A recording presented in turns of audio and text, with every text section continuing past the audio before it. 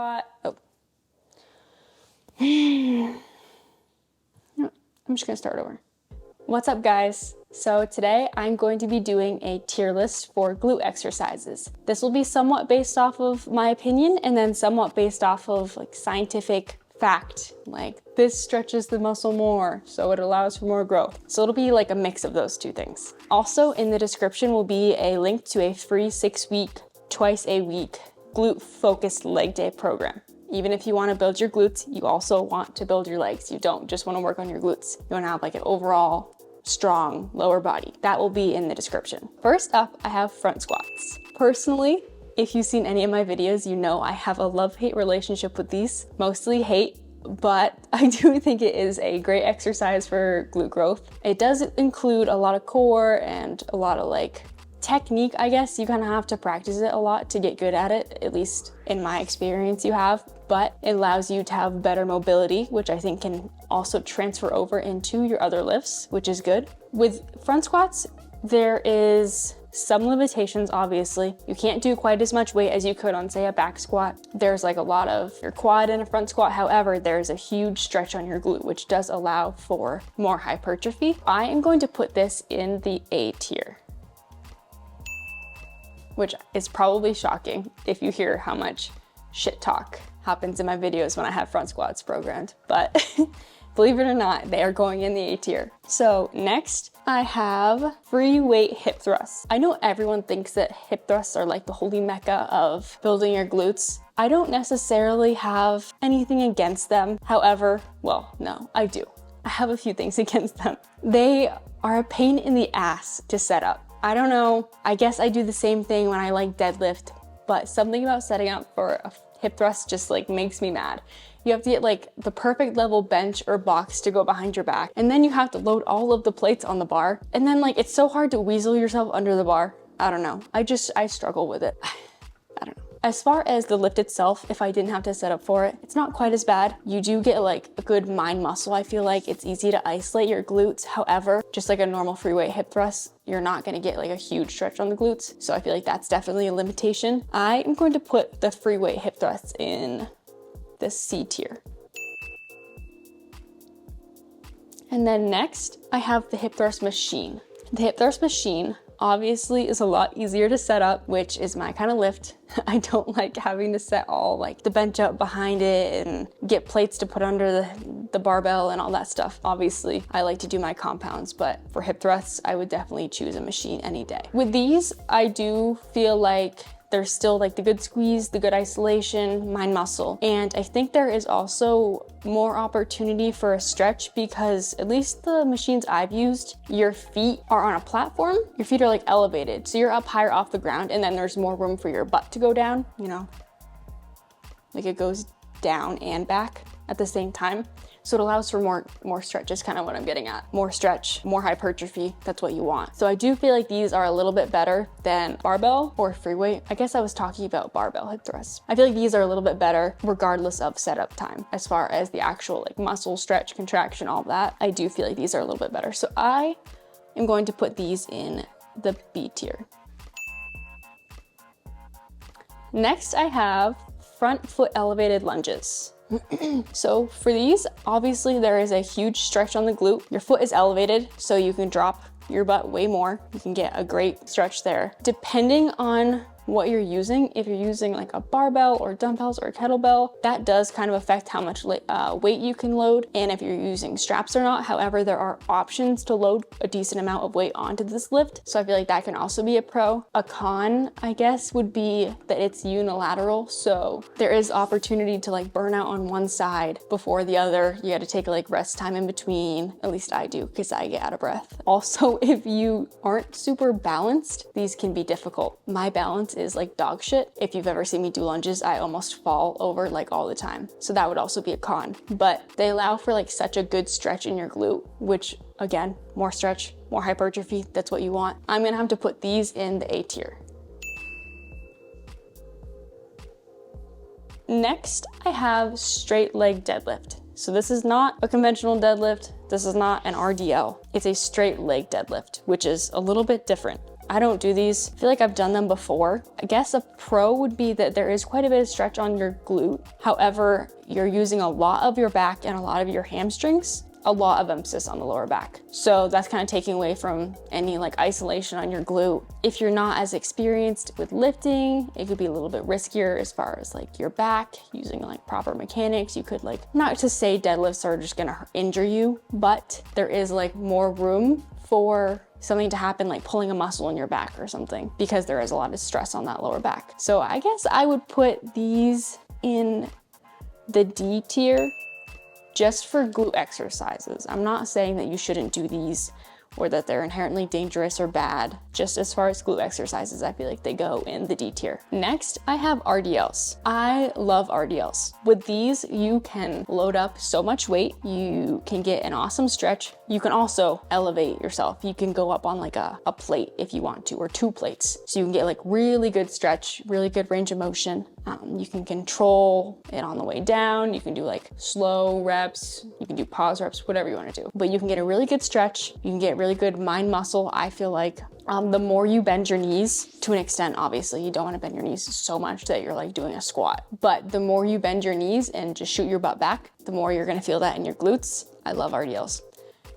A con, because I'm not only going to say good things, is that you're not totally isolating your glutes. If you're holding a lot of weight, there's gonna be pressure with your lats. Sometimes my lats are sore after I RDL a lot. Sometimes my traps get a little bit sore. Your lower back can be involved a little bit. Your hamstrings can be involved, especially if your knees aren't very bent. Then RDLs are like a major hamstring movement. There is room for other muscle activation and not the best isolation. I will say that. However, this will be going in the muscle mommy tier.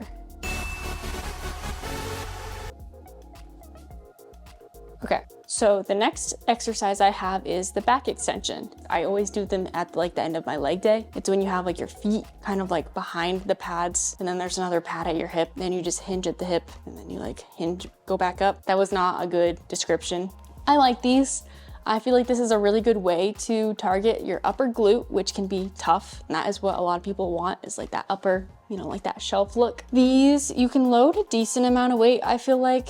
You can use straps if you need to. You can use, I've seen people use a barbell. I always just use a dumbbell. You can use a plate. You can use a kettlebell. You can use really anything you want. And honestly, you can burn out with just your body weight at the end too, which is really good. With these, I feel like you can also really target the eccentric part of the lift, which is when your muscle fibers elongate. And that is like the most hypertrophic part of the lift. That is awesome for growth. There are definitely some cons to these. I know for some, it can be difficult to target the glute for this exercise. A lot of people, I feel like, feel it in their lower back instead, which if that's what you want, that's fine. Obviously, if you want your glutes to grow, you don't want the exercise to be working your lower back. It sounds contrary to what you think, but rounding your upper back when you do this actually helps you feel it more in your glutes. Just a little tip. Also, there are a lot of trends with these using bands, which aren't always the best. From what I've seen, people use the bands so that the weight is relieved at the bottom, like at the most stretched position is when the band is not taut, not tight, which isn't what you want, because that's like the most hypertrophic part of the lift when your muscle is in the stretched position, the stretched position. I don't know why that was hard for me to say, but if you're using a weight and you can get the form down, I think this is a really good workout. I'm going to put this in the A tier. Okay, next is the back squat. So I also like back squatting quite a bit. I'm not the best at it. If you've watched my videos, you'll see that I've been working on my form, fixing it, fixing my depth, all that. But with these, you can load up a ton of weight. You can really load that muscle. Depending on your mobility, if your mobility isn't great, maybe you're not getting a fully stretched muscle, that's not gonna lead to quite as much growth. So that could definitely be a con. This is also just a really good compound for your whole lower body. So that's good because we want strong legs too, not just strong glutes. And you look cool. You can work your way up to some heavy weight and look really cool doing it. But no, for real. Also, you can take like a wider stance to try to get into a deeper squat, which will target your glutes a little bit more. That is what we want. We want that stretch. This is gonna go in the muscle mommy tier. That might be a little bit biased because I like them, but that is where I'm putting it. Next, we have Bulgarian split squats. I feel like this is everybody's worst enemy in the gym. I personally don't do them right now. I've done them in the past. I actually used to do them like every single leg day. And they're not in my program anymore. I do a little bit more bro split compounds. I do my squats and my RDLs, so kind of too burnt out to do these typically after I've done everything else that I want to do. With these though, it's easy to progressively overload. It is easy to really focus on the eccentric part of the lift, getting that muscle into the stretched position. Setup can or can't be easy. It honestly is hit or miss. It depends on your gym. I used to do these on a Smith machine, like not using the Smith machine as the weight, but I would use the bar on the Smith machine as the spot for my foot to go. I put a hip thrust pad on it so it doesn't hurt as much, and then put my ankle on it and I use that to set up. It wasn't too hard for me, but I guess a con could be setup if your gym doesn't have a great spot for it. Also, it is a unilateral exercise. So again, you can burn out on one side, you can be tired when you go for your other side. And if you don't have the best balance, this can be tricky. However, I found that it's not necessarily a bad thing to like hold on to something while you do it. Obviously, don't like pull on something and take the pressure off of your leg, but just using something for a little bit of balance wouldn't be the worst thing. Also, I feel like a con for these is just that they kind of suck. I don't know, I feel like they're just exhausting. When you're done doing Bulgarians, you're just done for. I feel like that's a pretty shared opinion. I don't know. I am going to put these in A tier. So next is leg press. So with leg press, you can do different stances. You can do probably better range of motion than you can on a squat. I don't know if that's true for everyone. I definitely can because balance is not a factor. It also takes a bunch of the pressure off of your core, you know, because the weight isn't resting on your shoulders. So you can isolate the glute a little bit better, or just like your legs in general. Leg press is also just really good for strength training in general. Eddie Hall actually did a lot of leg press when he was training for his deadlift. I do leg press at the moment because it's in my program, but I kind of stopped doing leg press for a little while. It's not quite as fun for me. However, it is an awesome lift for your glutes. You can load up a fuck ton of weight. I mean, obviously if it's your first time, no, but like progressively overload and just put like so many plates on there. You can get really good range of motion. You can stretch out your glute quite a bit. So cons for leg press, I guess, would be that it's not like a glute isolation. It is your whole lower body, your hamstrings, your quads, but that's not really a bad thing. It's just not isolating your butt. Another con is that it's a very popular exercise. So if your gym only has like 1 or 2 leg presses and it's busy, you're probably not gonna get on it. I am going to put this in the muscle mommy tier.